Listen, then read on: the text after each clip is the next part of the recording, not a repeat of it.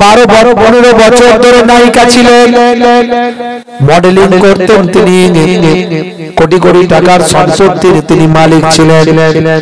তার অটোগ্রাফ নেওয়ার জন্য মানুষ পেরেশান থাকত। সেই সানা আলী খান পৃথিবী বিখ্যাত একজন নায়িকা। হে তরুণ যুবকেরা, হে আমার বন্ধুরা, শুনে রেখে দেন, জেনে রেখে দেন। হে মুসলমান, একটুখানি লক্ষ্য করুন। সেই সানা আলী খান তিনি বলেন, আমি মুসলমান ঘরের সন্তান, আমি মুসলমান ঘরের সন্তান, আমি আল্লাহকে বিশ্বাস করি, কিন্তু নামাজ ইবাদত থেকে আমি অনেক দূরে চলে গিয়েছিলাম। আমি একজন নায়িকা হয়ে গিয়েছিলাম, পৃথিবী বিখ্যাত ব্যক্তি হয়েছিলাম। হে তরুণ যুবকেরা, হে আমার বন্ধুরা, শুনে রেখে দিন বাবা, জেনে রেখে দেন। হে মুসলমান, একটুখানি লক্ষ্য করুন। সানা আলী খান বলেন, একদিন আমি আরামের বিছানায় ঘুমিয়েছিলাম। সেই সময় ঘুমের ভিতর আমি দেখতে পাই, আমি ঘুমের মধ্যে দেখতে পাচ্ছি আমি মারা গিয়েছি। আমি মারা যাওয়ার পরে, হে যুবকেরা, হে আমার বন্ধুরা, শুনে রেখে দেন, আমি মারা যাওয়ার পরে এমন সময় দেখতে পাওয়া যায় আমার আত্মীয় স্বজন তারা আমাকে তুলে নিয়ে গিয়ে কবরস্থ করে দিয়েছে, দাফন করে দিয়েছে। সেই সময় আমাকে যখন দাফন করে দেওয়া হয়েছে, কবরে মানুষগুলো যখন চলে গেছে, আমি দেখতে পাচ্ছি সবাই চলে গেল। আমি চিৎকার করতে লাগলাম, কেউ আমার কথা শুনতে পেল না। কিছু সময়ের মধ্যে আমার কবরটা আগুনের কুণ্ডু হয়ে গেল। আমি সহ্য করতে পারি না, আমার সারা শরীর পুড়ে যাচ্ছে। আমি চিৎকার করছি, আওয়াজ দিচ্ছি, কেউ শুনতে পায় না। হে তরুণ যুবকেরা, এইভাবে আমার শরীরটা পুড়তে থাকছে, আমি কষ্ট পাচ্ছি। বহু সময় পরে হঠাৎ করে আমার ঘুমটা ভেঙে গেল। ঘুম থেকে আমি উঠে দেখলাম, হায় রে হায়, আমি তো বেঁচে আছি, আমি প্রচন্ড হাঁপাচ্ছি। সেই সময় আমি বিশ্বাস করলাম আমি মুসলমান ঘরের সন্তান, আমি নায়িকা হয়ে গিয়েছিলাম। আমি অল্প পোশাক পরে, স্বল্প পোশাক করে, দেহ প্রদর্শন করে পরপুরুষের সঙ্গে নাচ গানের আসরে থাকতাম। বিভিন্ন রকম অশ্লীল অঙ্গ ভঙ্গিমা করে আমি নাচ গান করে মানুষকে বিনোদন দিতাম। এ তরুণ যুবকেরা, হে আমার বন্ধুরা, আমার আল্লাহ আমাকে ভালোবাসে, তাই আমার আল্লাহ আমাকে বাঁচাতে চাইছেন। এই রকম স্বপ্ন আমাকে আল্লাহ দেখালেন। দেখি আল্লাহ বলছেন, সানা এখনো ফিরে আয়, আর আমি আল্লাহর পথে ফিরে আয়, শয়তানি পথে আর থাকিস না। শরীরটাকে তোর দিয়েছি আমি আল্লাহ, নিয়ামত করেছি, সম্মান দিয়েছি, সম্মানকে আর নষ্ট করিস না। শরীর প্রদর্শন করে ইনকাম করিস না, আমি আল্লাহর পথে ফিরে আয়। এটা আমার আল্লাহর পক্ষ থেকে নমুনা। আমি সেদিন প্রতিজ্ঞা করলাম, আজ থেকে আমি সিনেমা জগৎ ত্যাগ করলাম, আজ থেকে আমার কোটি কোটি টাকা আমি ব্যয় করে দিলাম, আমার ধন সম্পদ সব দান করে দিলাম। আজ থেকে আমি বোরকা পরিহিতা, নামাজি, নবীর প্রেমিক একজন আল্লাহ ওয়ালা বান্দি আমি হয়ে গেলাম। সেই সানা আলী খান গুজরাটের একজন প্রতিষ্ঠিত ব্যবসায়ী মুফতিয়ানা সাইদকে বিবাহ করেছে, দাড়িওয়ালা নামাজি মানুষকে বিবাহ করেছে একজন নায়িকা। সারা পৃথিবীর বুকে আজকে দিনের দাওয়াত তারা দেন, মহিলাদের নামাজের তালিম তিনি দেন এবং পর্দার তালিম, হেফাজতের মধ্যে চলার জন্য তিনি বক্তৃতা দেন। হে মুসলমানের নারীরা, নায়িকা হয়ে যেও না। হে মুসলমানের নারীরা, নামাজ ছেড়ে দিও না। হে পুরুষ, শুনে রেখে দাও, কবর আযাব যে হবে, সানা আলী খান তার স্বপ্নের মধ্যে সেটা দেখেছেন, তার বিবৃতিতে পাওয়া যায়। লাগবে না। আল্লাহর নবী ওয়াজ করেছিলেন, হযরত আবু বকর সিদ্দিক হুজুর হেদায়েত হয়েছিলেন, উপকারে লেগেছিল। আল্লাহর নবী ওয়াজ করেছিলেন, হযরত ওমর ফারুক হুজুর উপকারে লেগেছিল, হেদায়েত হয়েছিলেন। আল্লাহর নবী ওয়াজ করেছিলেন, ওসমান জিন্নুরাইন হুজুর হেদায়েত হয়েছিলেন। আল্লাহর নবী ওয়াজ করেছিলেন, হযরত আলী মুর্তজা হুজুর হেদায়েত হয়েছিলেন। আল্লাহর নবী ওয়াজ করেছিলেন, হযরত আবু জার, আবু তালহা, আবু হুরায়রা হুজুর হেদায়েত হয়েছিলেন। কিন্তু আল্লাহর নবী ওয়াজ করেছিলেন, আবু জাহিল হেদায়েত হয়নি, আবু লাহাব হেদায়েত হয়নি, উতবা সাইবা হেদায়েত হয়নি। নবীর কথায় তারা হেদায়েত হয়নি। আর তাদেরই যদি দলের লোক থাকে, তাদের যদি চানা পুটকা থাকে, তারা আমাদের মতো হুজুরের কথায় হেদায়েত হবে? হবে না। সবাই হেদায়েত হবে না, কিন্তু আল্লাহ যাকে হেদায়েত করবে, যে চেষ্টা করবে, কিতাবের মধ্যে এসেছে ততক্ষণ পর্যন্ত আমার আল্লাহ ওই জাতি ওই কওমকে হেদায়েত করেন না যতক্ষণ না সে নিজে হেদায়েত হওয়ার চেষ্টা করবে। আমার বলার কর্তব্য বলে দিয়ে যায়, কিন্তু আপনাকে দায়িত্ব নিতে হবে যে আমি ওয়াজ শুনে হেদায়েত হব কি হব না। হে তরুণ যুবকেরা, হে আমার বন্ধুরা, শুনে রেখে দিন বাবা, জেনে রেখে দেন হে মুসলমান, একটুখানি খেয়াল করুন বাবা। বন্ধুরা আমার, তরুণ যুবকেরা আমার আল্লাহ আপনাকে আমাকে কেন পৃথিবীতে পাঠালেন, আমাকে আপনাকে কিভাবে পৃথিবীতে পাঠালেন, কি জন্য পৃথিবীতে পাঠালেন, একটু গবেষণা করুন। এক কাতরা নাপাক পানি থেকে আপনার আমার জন্ম, এটা কি আপনি ভুলতে পারেন?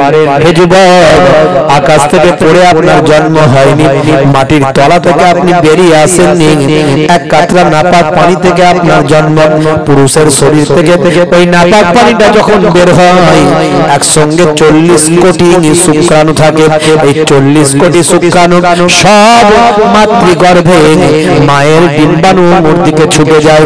মায়ের ডিম্বাণুতে প্রয়োজন একটা শুক্রাণু, 40 কোটি শুক্রাণুর মধ্যে সবাই পরাজিত হয়েছিল, আপনি কেবল জয়ী হয়েছিলেন। আপনি জয় লাভ করে মায়ের ডিম্বাণুর সঙ্গে মিলিত হয়ে আপনার জন্ম আল্লাহ দিলে। অস্বীকার করার কোন রাস্তা নাই, কেউ অস্বীকার করতে পারবে না। এক কাতরা নাপাক পানি মাতৃগর্ভে পড়ে একটা নোতফা নাপাক পানি, সেটাকে আমার আল্লাহ জমাট বাঁধা রক্তপিণ্ড করলেন। সুম্মা কানা আলাকাতান ফাখালাকা ফাসাওয়া। আল্লাহ বলছেন বান্দারে, হে তরুণ যুবকেরা, হে আমার বন্ধুরা, শুনে দিন বাবা, জেনে রেখে জানেন আমার আল্লাহ বলছেন বান্দা, কাইফা তাকফুরুন, তোমরা কেমন করে আমি আল্লাহর সঙ্গে কুফরি করো, নাফরমানি করো, বিল্লাহি আমি আল্লাহর সাথে, অকুনতুম আমওয়াতান, তোমরা ছিলে মৃত। হে দুনিয়ার মানুষ, মাতৃগর্ভে আমার আল্লাহ ওই এক কাতরা নাপাক পানি থাকে জমাট বাঁধা রক্তপিণ্ডে পরিণত করেন। ওই জমাট বাঁধা রক্তপিণ্ডটা আস্তে আস্তে গোস্তের টুকরাতে পরিণত হয়। গোস্তের টুকরোটাকে আমার আল্লাহ বড় করে দেন। সেই গোস্তের টুকরো থেকে আমার আল্লাহ কুদরতি ক্ষমতা, গোস্তের টুকরো থেকে অটোমেটিক হাত পা চোখ মুখ হয়ে সুন্দর মানুষ তৈরি হয়। আল্লাহ বলছেন, শোনো হে দুনিয়ার মানুষ, তোমরা ছিলে মৃত, আমি আল্লাহ মাতৃগর্ভে একটা ফারিস্তা পাঠিয়ে দিয়ে, ফারিস্তা পাঠানোর পরে হে দুনিয়ার মানুষ শুনে রেখে দাও, এই ফারিস্তা গিয়ে আমি আল্লাহ আমার পক্ষ থেকে রূহটা গিয়ে ওই সন্তানের ভিতরে দান করে দেয়। দান করার পরে ওই সন্তান আর মৃত থাকে না, জিন্দা জীবিত হয়ে যায়। 1450 বছর আগে আল্লাহর কোরআন বলছে, সবচেয়ে আগে আমি ওই সন্তানের কানটাকে ওপেন করি। কানটা প্রথমে কান ওপেন হয়, মাতৃগর্ভে বাচ্চা প্রথম শ্রবণ শক্তি পায়। আর আজকে 1450 বছর পর সায়েন্সের ডেভেলপমেন্ট, বিজ্ঞানের ডেভেলপমেন্টে প্রমাণ হচ্ছে মাতৃগর্ভে সবচেয়ে আগে যে ইন্দ্রিয় কাজ করতে শুরু করে সেটা হলো শ্রবণ ইন্দ্রিয়। আজকের বিজ্ঞান যেটা বলছে 1450 বছর আগে আল্লাহর কোরআন সেটা আগেই বলে দিয়েছে। অবাক হয়ে যাবেন আপনারা।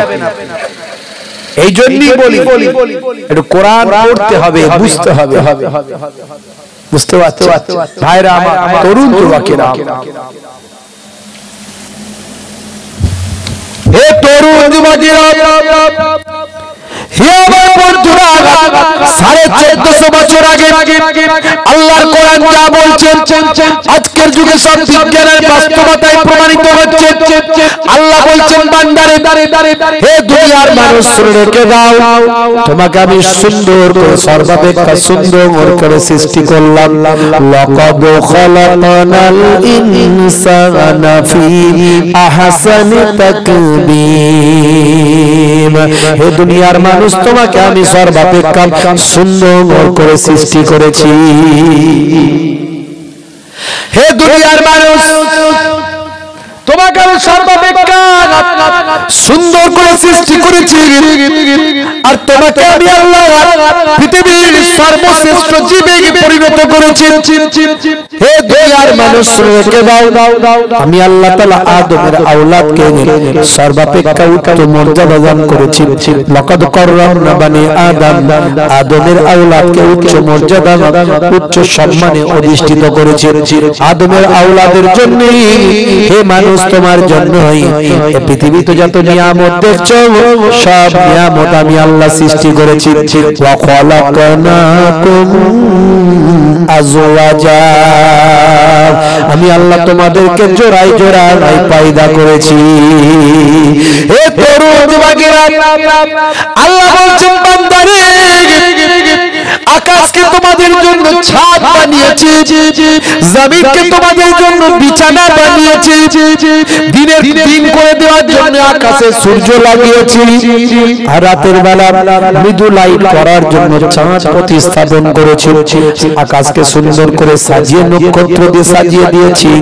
হে দুনিয়ার মানুষ, তোমাদের জন্য আমি আল্লাহ তাআলা রাতকে তোমাদের জন্য বিশ্রামে, তোমাদের জন্য নিদ্রাগার বানিয়ে দিয়েছি। জোরে হবে না? জোরে হবে না? রাতকে, রাতের বেলা নিদ্রা বিশ্রামের জন্য তোমাদের জন্য নিদ্রা দিয়েছি, যাতে তোমরা বিশ্রাম নিতে পারো। এই বিশ্রাম করার জন্য তোমাদের জন্য আমি নিদ্রা দান করেছি। এই নিদ্রা তোমাদের জন্য বিশ্রাম দিচ্ছে। ভাইরা আমার, তরুণ যুবকেরা আমার, ওয়াজআলনাল লাইলা লিবাসা, আমি আল্লাহ তাআলা তোমাদেরকে রাতকে তোমাদের জন্য পোশাক বানিয়ে দিয়েছি। রাতের বেলা তোমরা যখন বিশ্রাম নেবে তখন ঠিক রাতটাকে পোশাক বানিয়ে ফেলবে। যেমন পোশাক শরীরকে ঢেকে রাখে, তোমরা অন্ধকারের ভিতরে থাকবে, আর তোমাদের জন্য দিনকে রুজি রোজগারের বানিয়েছি। হে দুনিয়ার মানুষ, শুনে রেখে দাও, ফায়জা কুদিয়াতি সালাত ফান্তাসিরু ফিল আরদ আবতাগু মিন ফাদলিল্লাহ। হে দুনিয়ার মানুষ, তোমার নামাজ হয়ে গেলে তুমি মার্কেটে চলে যাও, কাজ কারবারে ছড়িয়ে যাও, ব্যবসা বাণিজ্যে রুজি রুটিতে লেগে যাও। তোমরা তোমাদের বিবি বাচ্চা আলা ওলাদের জন্য ইনকাম করো, তোমাদের জন্য রিজিকের ব্যবস্থা আমি আল্লাহ করেছি। তোমরা দিনের বেলা রুজি রুটির তালাশ করবে, এই ব্যবস্থা আমি আল্লাহ তোমাদের দান করেছি। সব নিয়ামত আল্লাহ দিয়েছে। আল্লাহ বলছেন আমি সব নিয়ামত দিচ্ছি। এই যে আমরা বাতাস থেকে আমরা যে শ্বাস প্রশ্বাস নিচ্ছি, আমরা কি গ্রহণ করছি বলেন তো দেখি? আমরা গ্রহণ করছি কি? অক্সিজেন। কি গ্রহণ করছি? অক্সিজেন। আর কি ছাড়ছি? Carbon die oxide. কি ছাড়ছি? Carbon die oxide. আর গাছ কি গ্রহণ করছে? গাছ কার্বন ডাই অক্সাইড গ্রহণ করছে, অক্সিজেন ছাড়ছে। এই যে গাছ যে অক্সিজেন তৈরি করছে, এটা একটা সালোক সংশ্লেষ প্রক্রিয়ায় তৈরি হচ্ছে। সূর্য থেকে আলো নিয়ে, মাটি থেকে তলা থেকে পানি নিয়ে গাছ তার পাতা রান্না করে সালোক সংশ্লেষ পদ্ধতিতে অক্সিজেন দিচ্ছে, আমরা সে অক্সিজেন পাচ্ছি। কিন্তু অক্সিজেন যখন বাতাসে আসছে, বাতাসে কি শুধু অক্সিজেন আছে? না, কি আছে? বাতাসে বিভিন্ন ধরনের গ্যাস আছে। অক্সিজেন একটা গ্যাস, H2O, দুভাগ হাইড্রোজেন, এক ভাগ অক্সিজেন। এই যে আমরা পানি পাচ্ছি, পানিটা, এই পানিটাকে যদি আপনি ফুটিয়ে ফুটিয়ে গ্যাস তৈরি করেন, দুটো গ্যাস তৈরি হয়ে যাবে। কি গ্যাস? একটা অক্সিজেন, একটা হাইড্রোজেন। আবার অক্সিজেন আর হাইড্রোজেন গ্যাস দুটোকে নিয়ে এসে যদি একসঙ্গে মিক্স করেন, দেখবেন হয়ে যাবে এরকম পানি, ডিস্টিল ওয়াটার। কি নিয়ামত আল্লাহ, চিন্তা করুন ভাইরা আমার। এই বাতাসে অনেক ধরনের গ্যাস আছে, অক্সিজেন আছে, কার্বন ডাই অক্সাইড আছে, হিলিয়াম আছে, নিয়ন আছে, নাইট্রোজেন আছে, কিন্তু আমরা নিচ্ছি বাতাস থেকে কি? অক্সিজেন। সবচেয়ে বেশি আছে হচ্ছে নাইট্রোজেন, প্রায় ৭৭%, তার থেকেও বেশি তো কম নয়। তো এই এত পার্সেন্ট নাইট্রোজেন আছে, আর মাত্র আমরা অল্প পার্সেন্ট আমরা নিচ্ছি কি? অক্সিজেন। আল্লাহ এমন কুদরতি ফিল্টার আমাদের শরীরে দিয়েছে, আমরা সবকিছু থেকে বাছাই করে ঠিক অক্সিজেনটাকে গ্রহণ করছি। অন্য কোনো গ্যাস গ্রহণ করলে আমরা বাঁচতাম না। আল্লাহ আমাদের এমন ফিল্টার দিলেন, আমরা অক্সিজেনটাকে গ্রহণ করলাম। ভাবুন তো, একটু চিন্তা করুন, কল্পনা করুন। মুসলমান আমরা নামাজ পড়ি না, রাসূলের সুন্নাত যারা মানি না, একটু চিন্তা করুন। এই যে জিহবা, এই জিহবাতে তিন ভাগে ভাগ করা হয়েছে, তিন জায়গায় তিন রকমের টেস্ট। একই জায়গায় সব টেস্ট পাবেন না। আমরা খাই বলে বুঝতে পারি না, আমরা মুখে পুরো ভরে দিচ্ছি, বুঝতে পারছি না, টেস্ট পেয়ে যাচ্ছি। কিন্তু আপনি এই জিভের গোড়াটা দিয়ে, এই ডগটা দিয়ে আপনি টকে টেস্ট করবেন, মিষ্টিতে টেস্ট করবেন, খাটাই টেস্ট করবেন, দেখবেন সব টেস্ট একসঙ্গে পাবেন না। এক টেস্ট পাবেন না সব জায়গা থেকে। তিন ভাগে ভাগ করে দেওয়া হয়েছে, সায়েন্স গবেষণা করে বের করেছে। আল্লাহর কুদরত বোঝা বড্ড দায়।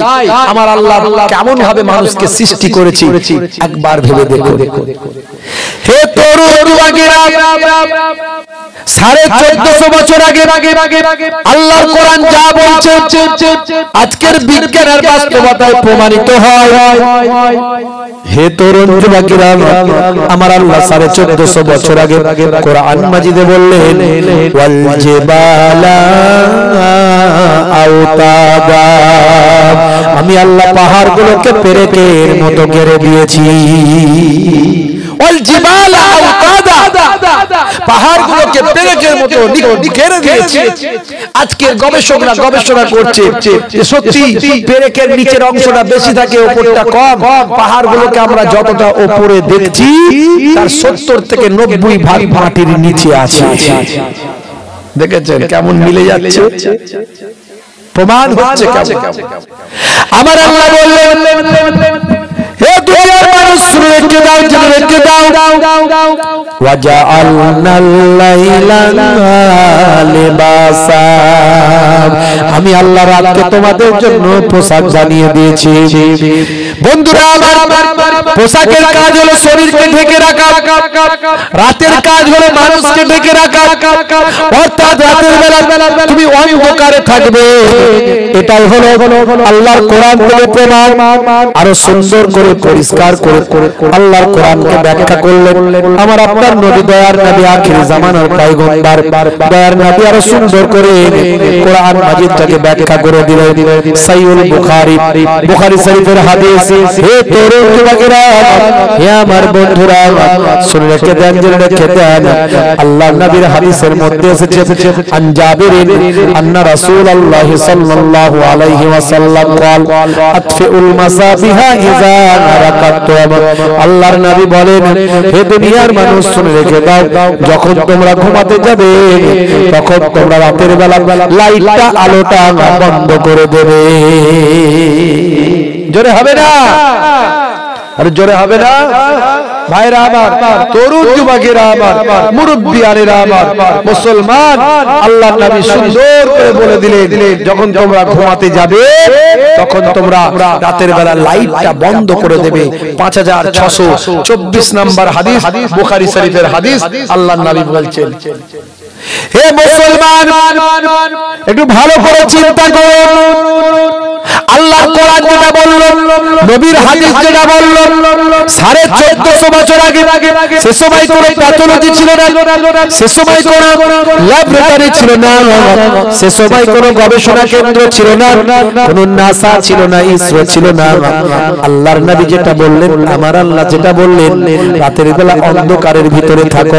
নবী বললেন লাইট বন্ধ করে দিয়ে ঘুমাও। 1450 বছর কেটে গেল। আজকের যুগের বিজ্ঞানীদের বিজ্ঞানের গবেষণায় ধরা পড়ল, মাথা থেকে 5 ধরনের হরমোন নিঃসৃত হয়। এক ধরনের হরমোন মাথা থেকে নিঃসৃত হয় যখন মানুষটি ঘুমায়, গভীর ঘুমে আচ্ছন্ন যখন থাকে। আর ভাই আমার, ঘরটা যদি অন্ধকার থাকে, চোখ যদি ব্রেনকে সিগন্যাল দেয় গভীর ঘুমের মধ্যে আছি, অন্ধকারের ভিতরে আছি, তখন মাথার পেছন সাইড থেকে একটা হরমোন নিঃসৃত হয়। এই হরমোনটার নাম হলো মেলাটোনিন হরমোন। যে হরমোনটা বের হয়ে মাথার পেছন সাইড থেকে বের হয়ে শরীরের রক্তের সঙ্গে মিশে যায় এবং আমার আপনার শরীরে ক্যান্সারের জীবাণু থেকে শরীরকে রক্ষা করে দেয়। জোরে হবে না? দেখছেন কোরআন যা বলছে আজকের বিজ্ঞান বলছে, রাসূলের হাদিস যা বলছে আজকের বিজ্ঞান বলছে। আমি এরকম উদাহরণ অনেক দিয়েছি, বেশি দিতে যাব না।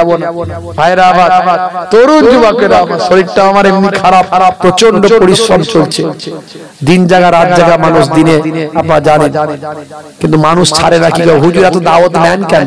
হুজুরের ইনকাম হচ্ছে, হুজুর দাওয়াত নেন কেন? সত্যি কথা বলতে আমি কিন্তু ইনকাম করতে নামি না, আমার রেকর্ড নাই।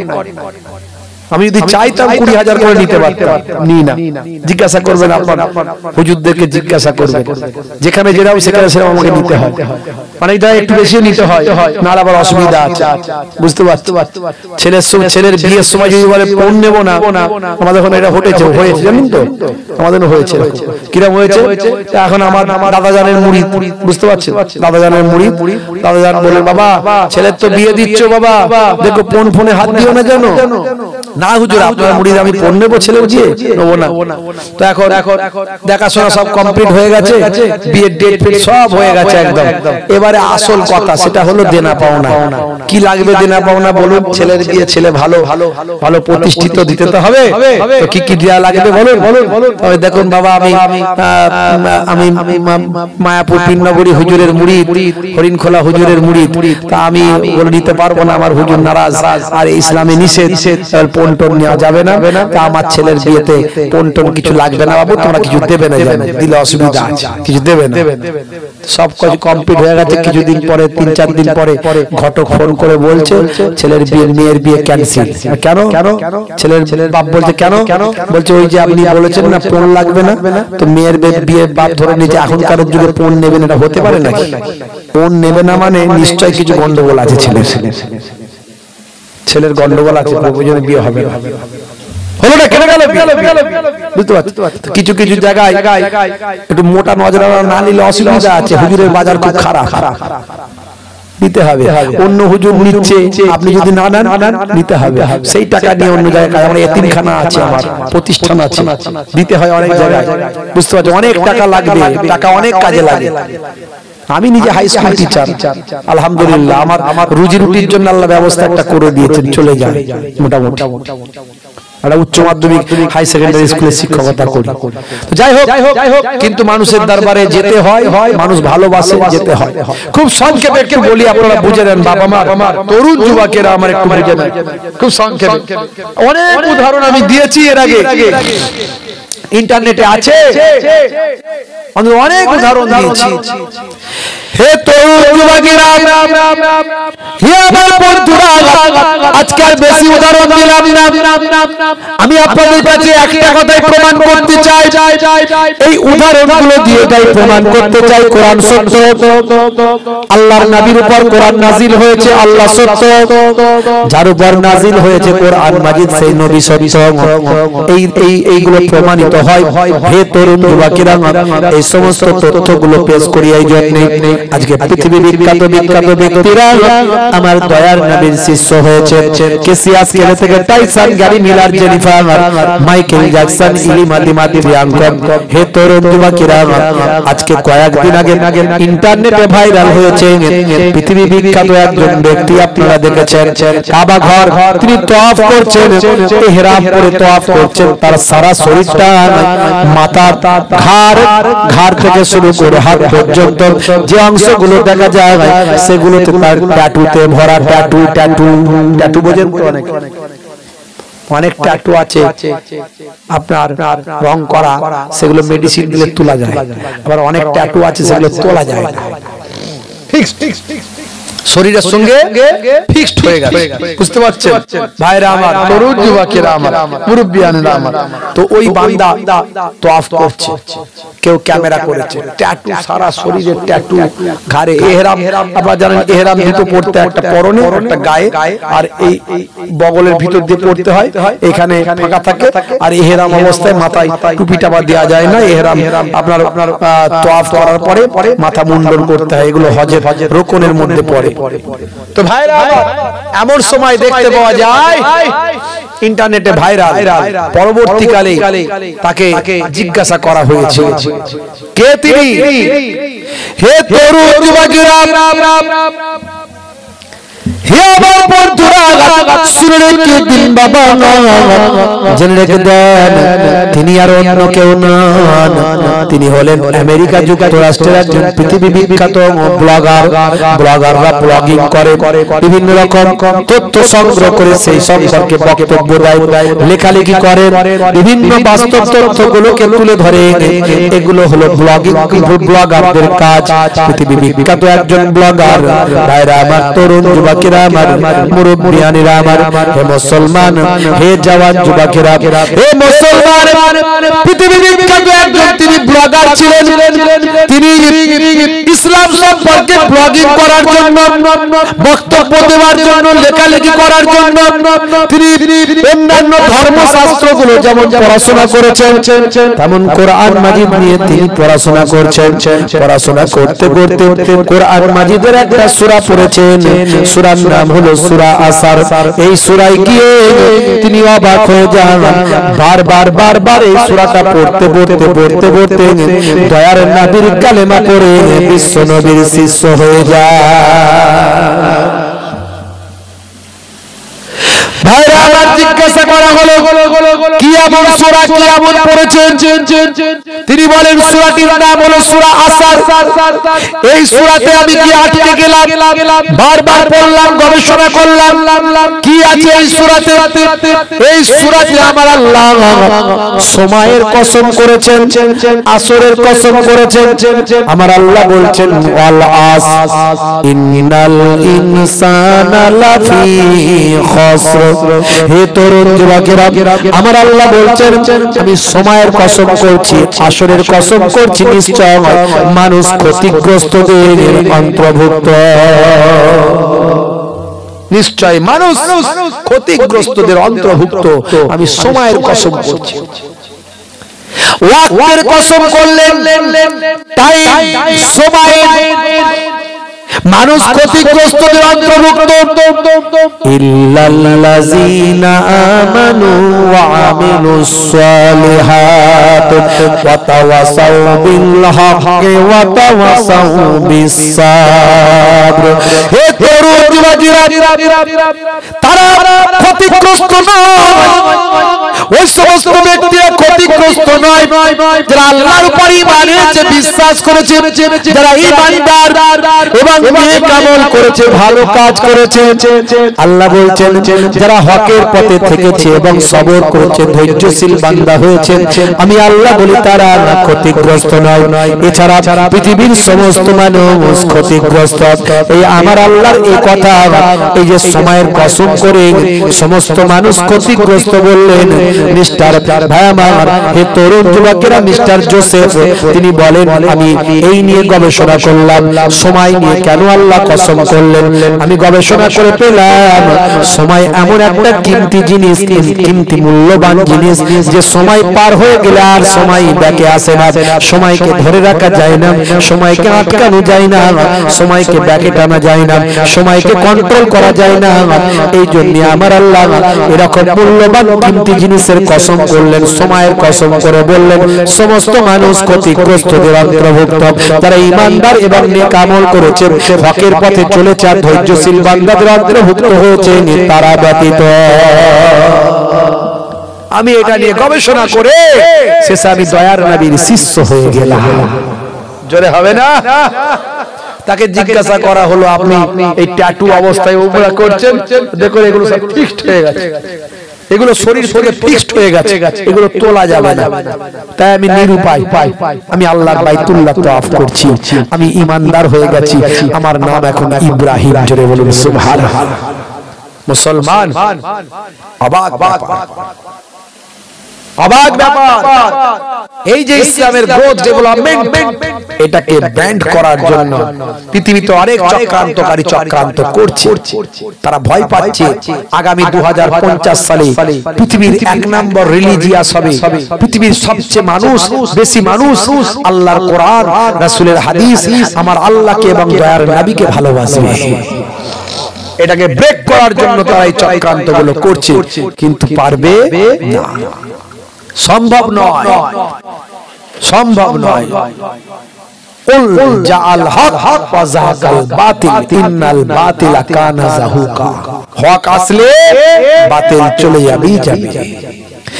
হে তরুণ যুবকেরা, হে আমার বন্ধুরা, হে আমার মুরব্বিয়ানেরা, আল্লাহ বললেন শোনো, এত নিয়ামত তোমাদের দিলাম, এত কিছু আমার নিয়ামত তোমাদের দিলাম, দিয়ে তোমাদের কাছ থেকে একটা জিনিস চাইলাম, সেটা আর অন্য কিছু নয়। সেটা কি চাইলাম? মা খালাকতুল জিন্না ওয়াল ইনসা ইল্লা লিয়াবুদুন। জোরে হবে না? আমি তোমাদের কাছ থেকে একটা জিনিস চেয়েছি বান্দা, হে দুনিয়ার মানুষ শুনে রেখে দাও, তোমরা আমার ইবাদত করবে।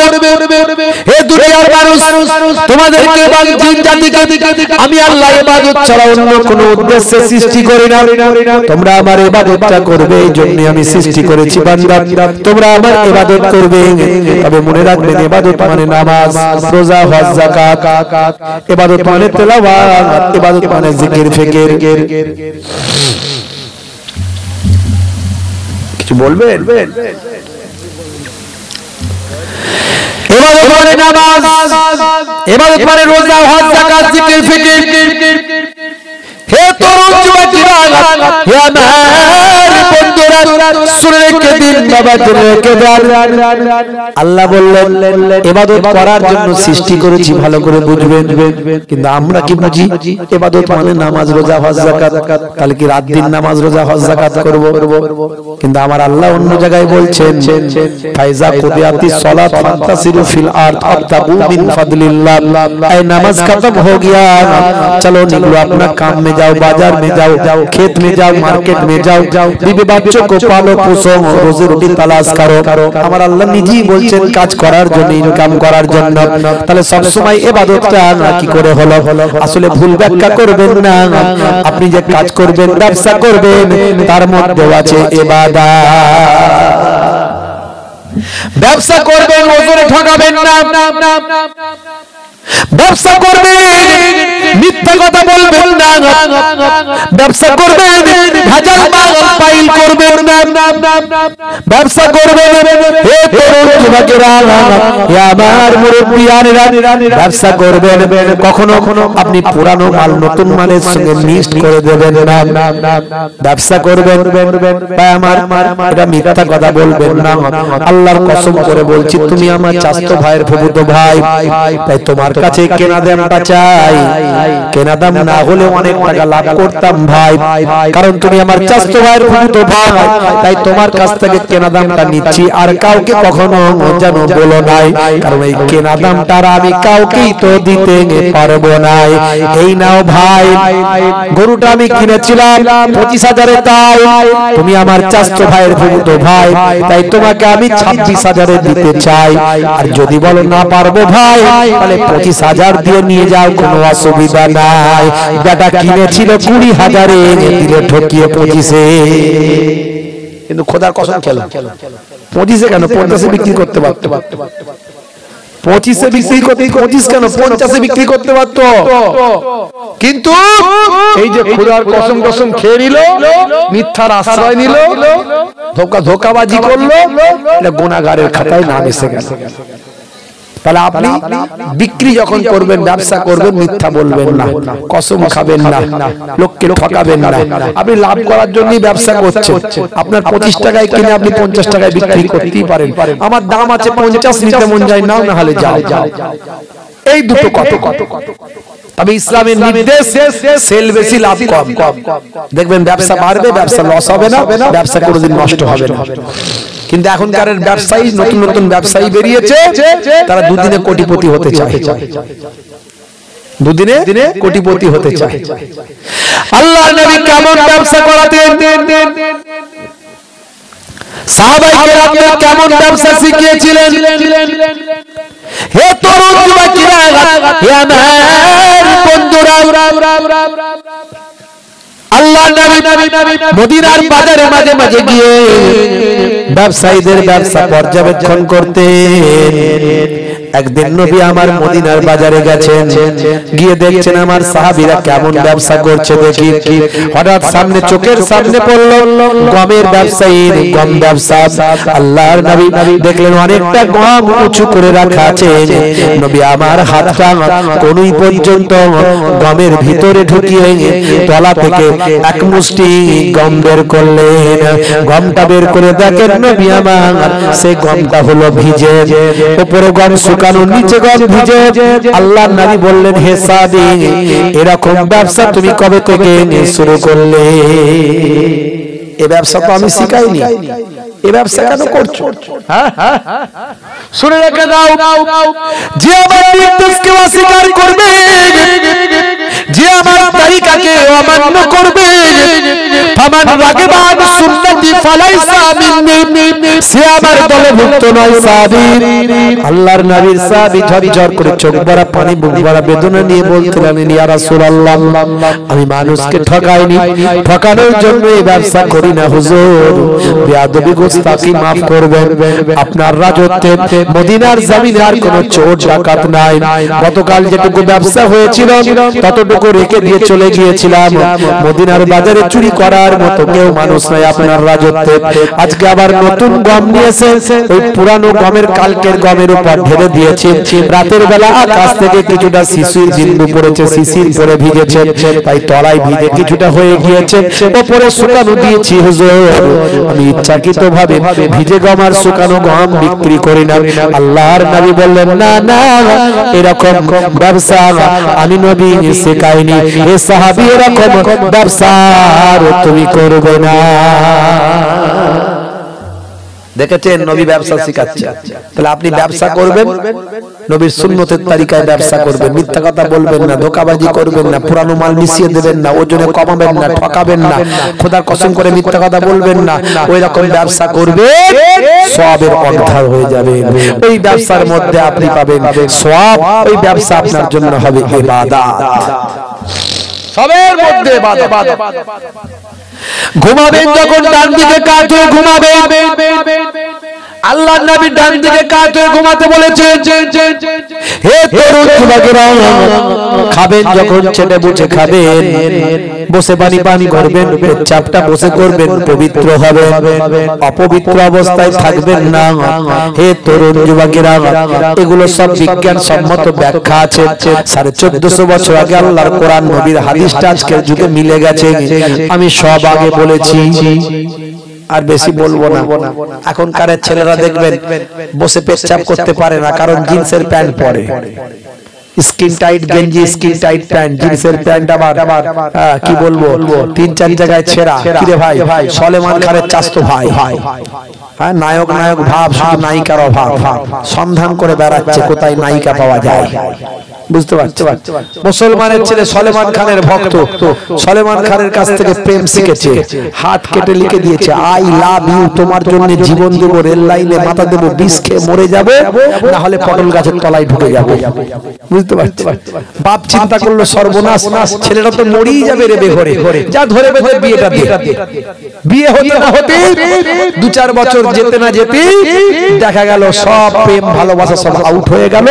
রাত্রে 9টা-10টার পরে যখন বাউন্ডারির ধার দিয়ে যান, ঘরের ভিতর থেকে 220 440 আওয়াজ পাওয়া যায়, ঢিসুম ঢাসাম বুক কাপ। কি রে ভাই বলে 220 440 লেগে গেছে মারপিট। তো প্রেম এত গেল কোথায়? এত ভালোবাসা গেল কোথায়? ভালোবাসা সব জানালা দিয়ে ফুরুত করে বেরিয়ে গেছে, আর ঘর দিয়ে ঝগড়া ঝামেলা মারপিট দাঙ্গা সব ঢুকেছে। কেসটা কি? আসলে সলেমান খানের কাছ থেকে ভালোবাসা শিখেছে, যে নিজে বিয়ে করে। যে বিয়ে করবে সে ভালোবাসা কি বোঝে? তো তার কাছ থেকে প্রেম শিখলে তো এরকমই প্রেম হবে। নবী প্রেম শিখিয়েছিল। নবী কি বলেছিল? মাঝে মাঝে তোমার স্ত্রীর সঙ্গে রান্নায় সহযোগিতা করবে, মাঝে মাঝে তোমার স্ত্রীর সঙ্গে ছোট কাজগুলো করবে, মাঝে মাঝে ঘরটা নিজে হাতে ঝাড়ু দেবে, মাঝে মাঝে ওয়াইয়াহমিলু বিজাদিন মিনাস সুক, বাজারটা নিজে হাতে করে নিয়ে আসবে। ইয়াকুনু ফি মাহনাতে আহলিহি, স্ত্রীর সঙ্গে কাজগুলোই সহযোগিতা করবে। আচ্ছা বলুন, আপনি যদি আপনার স্ত্রীর সঙ্গে ছোট ছোট কাজগুলো, রান্নায় সহযোগিতা, মাঝে মাঝে ঘর ঝাড়ু দেওয়া, এই ওয়াজ শুনলে আবার অনেকে অপছন্দ, রাগ করে, অনেকে বলে হুজুর এই ওয়াজগুলো কি না করলে নয়? এই যে দেখছেন না ফুলটুসির মায়েরা সব শুনে ফেলছে, সকালবেলা তো ধরবে, কই গো হুজুর তো ওয়াজ করে দিয়ে চলে গেল, ঘরটা মাঝে মাঝে ঝাড়ু দেওয়া সুন্নত, স্ত্রীর সঙ্গে কাজ করা সুন্নত, আমার শরীরটা ভালো না, একটু আমি কাজ করছি এদিকে তুমি একটু ঘরটা ঝাড়ু দিয়ে দাও, বললি তো চাপে পড়ে যাবে হুজুর, বললি তো চাপে পড়ে যাবো। আচ্ছা বলুন তো, আপনি যদি ঘরটা মাঝে মাঝে, সবসময় তো আপনার স্ত্রী আপনাকে বলবেন না, আর আপনি তো কাজ কারবার ব্যবসা নিয়ে থাকেন, তো মাঝে যদি সময় পান ঘরটা যদি একটু ঝাড়ু দেন, আমার নবী দিয়েছেন, নবীর সুন্নত মনে করে দিলে তো সওয়াবের হকদার হয়ে যাবে। তাহলে এই ঘর ঝাড়ু দিলেও সওয়াব আছে, স্ত্রীর সঙ্গে রান্নায় সহযোগিতা করলেও সওয়াব আছে, সবের মধ্যে ইবাদত আছে, আর স্ত্রীর সঙ্গে ছোট ছোট কাজগুলো করলে, এই ঘর মাঝে মাঝে ঝাড়ু দিলে প্রেমটা বাড়বে না কমবে? বলে মারাত্মক বাড়বে। ফেভিকল আঠা বুঝেন তো, ফেভিকল আঠার মতো প্রেম ভালোবাসা কমবে না, বুড়ো বুড়ি হয়ে যাবে তবু প্রেম নষ্ট হবে না, বুঝতে পারছেন? এমন নবীর কাছ থেকে প্রেম যদি শেখেন, এই প্রেম শিখিয়েছেন নবী, দয়ার নবী শিখিয়েছেন এই প্রেম। হে তরুণ যুবকেরা, হে আমার বন্ধুরা, তাহলে ঘর ঝাড়ু দিলে বাজারটা করবেন, নবী করেছেন বলে এই ছোট ছোট কাজগুলো করবেন, এগুলো হলো আপনার জন্য ইবাদত। হে তরুণ যুবকেরা, সবের মধ্যে বাস্তবতা আছে, সবের মধ্যে বিজ্ঞান আছে, সায়েন্স আছে, আমি অনেক উদাহরণ দিয়েছি, বেশি উদাহরণে যাচ্ছি না। হে যুবকেরা, হে আমার বন্ধুরা, তবে মনে রাখবেন এত ইবাদতের মধ্যে সবচেয়ে বড় ইবাদত হলো নামাজ। সবচেয়ে বড় ইবাদত কি? নামাজ। নামাজ ছেড়ে দিলে হবে না। আমার আল্লাহ তাআলা কোরআন মাজিদে 82 বার নামাজের কথা বলেছেন। ওয়াকিমুস সালাত ওয়া আতুজ যাকাত ওয়া আরকাউ মা'আর রাকিন। সালাত আদায় করো, যাকাতটা প্রদান করো, আর রুকুকারীদের সঙ্গে রুকুটা করো। হে তরুণ যুবকেরা, হে আমার বন্ধুরা, শুনে রেখে দিন, জেনে রেখে দিন, সবচেয়ে বড় ইবাদত হলো নামাজ। নামাজের মধ্যে আমার আল্লাহ এমন জিনিস দিয়েছেন, আমার আল্লাহ বলছেন আস্তাঈনু বিস-সাবরি ওয়াস-সালাম, বান্দা তোরা আমার কাছে সাহায্য প্রার্থনা কর ধৈর্য এবং নামাজের মাধ্যমে। তোমার যা কিছু চাওয়া দরকার আমি আল্লাহর কাছে চাও, নামাজের মাধ্যমে চাও। তোমার যা কিছু বলা দরকার আমি আল্লাহর কাছে বলো, নামাজের মাধ্যমে। এর জন্য 5 ওয়াক্ত নামাজে মুয়াজ্জিন আযান দেয়, আযান দিয়ে কি বলে? হাইয়া আলাস সালাত, হাইয়া আলাস সালাত, মানে এসো নামাজের দিকে, এসো এসো নামাজের দিকে এসো। নামাজে এলে কি হবে? হে মুয়াজ্জিন বলো, মুয়াজ্জিন বলে দাও নামাজে এলে মুসল্লি কি পাবে সেটা তুমি জানিয়ে দাও। তখন মুয়াজ্জিন আবার বলে, কি বলে? হাইয়া আলাল ফালাহ,